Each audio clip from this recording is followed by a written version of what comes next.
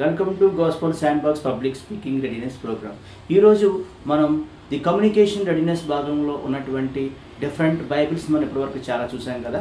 మరి ఈరోజు మనం చూడబోయేటువంటి బైబిల్ ఏంటంటే Telugu English Bible. Telugu English Bible అంటే కొత్తగా ఉంది కదా, మరి దీన్నే తెలుగు రోమన్ స్క్రిప్ట్ బైబిల్ అని కూడా అంటారు. మరి ఇప్పుడు నా చేతిలో ఉన్నటువంటి ఈ బైబిల్ పరిశుద్ధ గ్రంథం.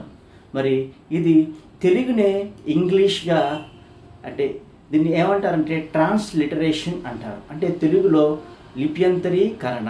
అంటే ఫర్ ఎగ్జాంపుల్ ఇప్పుడు మన పిఎం గారు మన ఆంధ్రప్రదేశ్ వచ్చి తెలుగులో మాట్లాడాలంటే మరి వాళ్ళకి అర్థమయ్యే భాషలో అంటే హిందీలో తెలుగుని రాసి వాళ్ళు చదువుతారు కదా.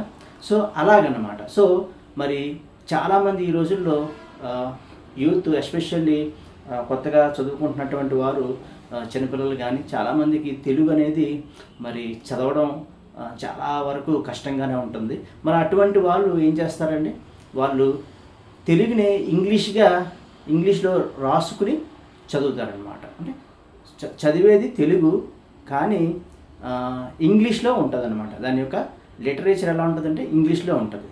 దాన్నే మనం సింపుల్గా చెప్పచ్చు తెలుగు ఇంగ్లీష్. అంటే ఫర్ ఎగ్జాంపుల్ మనం చాలామంది టెక్స్ట్ చేస్తూ ఉంటారు కదా మెసేజెస్.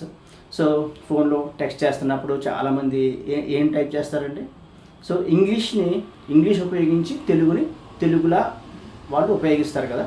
సో దాన్ని తెలుగు ఇంగ్లీష్ అంటాం. మరి అలాగే బైబిల్ని కూడా చాలామందికి తెలుగు రాని వారి కోసం తెలుగు చదవడం రాని వారి కోసం మరి ఈ యొక్క తెలుగు రోమన్ స్క్రిప్ట్ అనేది ఉపయోగించి మరి తెలుగు ఇంగ్లీష్ అనేటువంటి ఈ యొక్క బైబిల్ని బిఎస్ఐ వాళ్ళు మనకి ఈ యొక్క కొత్త బైబిల్ని మనకి రీసెంట్గా పరిచయం చేశారు. ఇది చాలామంది యూత్ ఖచ్చితంగా ఉపయోగపడుతుంది. ఎవరైతే మరి తెలుగు చదవడం రాదో వాళ్ళు మరి ఈ తెలుగు ఇంగ్లీష్ అనే ఒకటి బైబిల్ని వాళ్ళు చాలా చక్కగా చదవడానికి ఉపయోగపడుతుంది. మరి దీని గురించి మనం డీటెయిల్గా మనం ఒకసారి చూద్దాం.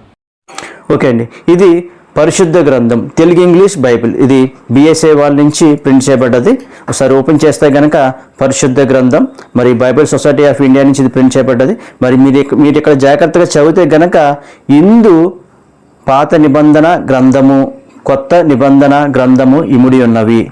ఇది ఆదిమ హెబ్రీ భాషలో నుండి భాషాంతరము చేయబడింది. సరే, ఇది తెలుగే కాకపోతే ఇంగ్లీష్లో వ్రాయబడ్డదన్నమాట. సో ఇది ఎటువంటి ఇంగ్లీష్ అంటే మీరు జాగ్రత్తగా గమనిస్తే ఇది రోమన్ ఇంగ్లీష్, ఇది రోమన్ స్క్రిప్ట్. బేసికల్గా చెప్పాలంటే ఇది మనం తెలుగు రోమన్ స్క్రిప్ట్ అనుకోవచ్చు. సో ఈ యొక్క ఇంగ్లీష్ మీరు జాగ్రత్తగా గమనిస్తే ఏ అనే పైన చిన్న గీతలా ఉంది కదా, పాత అంటే మనం పాత అనేది దీర్ఘం ఉంది కాబట్టి ఇక్కడ ఏకి పైన దీర్ఘంలో ఇచ్చారు. మనం చూద్దాం ఇది అసలు మరి ఈ రోమన్ స్క్రిప్ట్ తెలుగు ఎలాగా మనం చదవచ్చు అనేది ఇక్కడ మనకి డీటెయిల్స్ ఇవ్వబడ్డాయి. జాగ్రత్తగా చూస్తే కనుక ఈ యొక్క ట్రాన్స్లేషన్ సంబంధించినటువంటి డీటెయిల్స్ ఇక్కడ ఇచ్చారు. సో మీరు ఇక్కడ ఓపెన్ చేస్తే కనుక ఇది ట్రాన్స్లిటరేషన్ అంటే లిప్యంతరీకరణ. మరి ఈ లిప్యంతరీకరణ ఉపయోగించి మనం తెలుగుని ఎలాగ చదవచ్చు అనేది కూడా వాళ్ళు ఇక్కడ క్లియర్గా ఇచ్చారు. మీరు ఇక్కడ చూస్తే కనుక ఆ అంటే ఏ, ఆ అంటాం కదా. ఆ అన్నప్పుడు జనరల్గా మనం తెలుగులో ఇలాగా మనకి ఒక్కొక్కసారి మనం ఆ అన్నప్పుడు డబ్ల్యూఏ ఉపయోగిస్తాం కదా. ఆశ అని రాయాలనుకోండి తెలుగులో ఏఏఎస్హెచ్ఏ ఆశ అని రాస్తాం. సో మరి ఈ యొక్క రోమన్ స్క్రిప్ట్ అనేది కొద్దిగా డిఫరెంట్గా ఉంటుంది. డబ్ల్యూఏ బదులు పైన ఏ పైన చిన్న గీతల బార్ లాగా ఉందన్నమాట. సో అంటే ఏ పైన చిన్న బార్లా ఉందంటే దాని యొక్క మీనింగ్ ఏంటంటే దాని యొక్క అన్నమాట. సో అంటే కరెక్ట్గా ఇంగ్లీష్లో దానికి సంబంధించిన రిలవెంట్ మనకి ఆల్ఫాబెట్స్ ఉండవు కాబట్టి ఆ దీర్ఘాలకి, సో అలాంటి వాటికి ఇక్కడ పైన ఇలా ఇవ్వబడ్డది. ఇలాగే మరి ఈ చూస్తే కనుక ఈ అంటే ఈని ఎలాగా మనం ఉపయోగించవచ్చు అంటే ఐ. అలాగే ఈ అంటే పైన ఈ పైన గీత, ఊ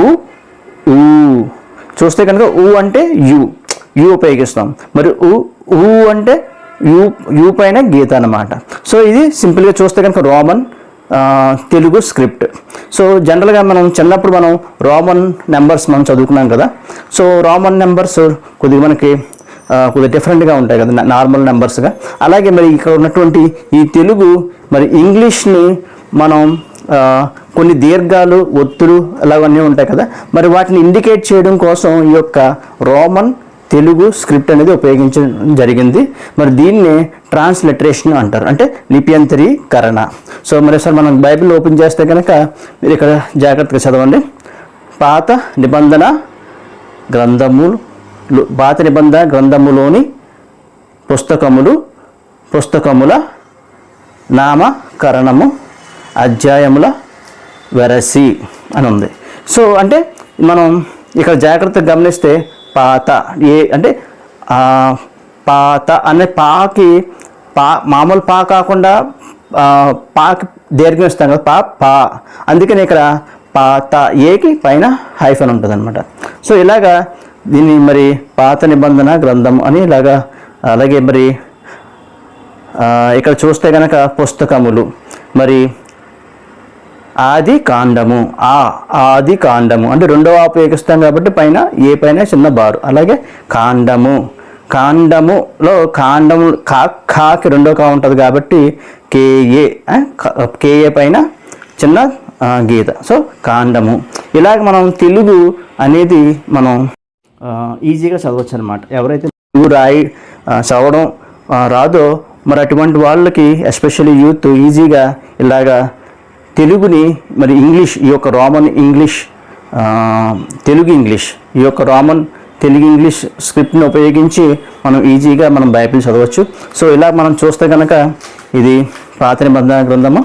అలాగే మరి ఈ కొత్త నిబంధన గ్రంథం అన్నటువంటి అంశాలను మనం చూస్తే కనుక ఇక్కడ కొత్త నిబంధన గ్రంథములోని పుస్తకముల నామక్రమము అధ్యాయములు వెరసి అని ఉంది.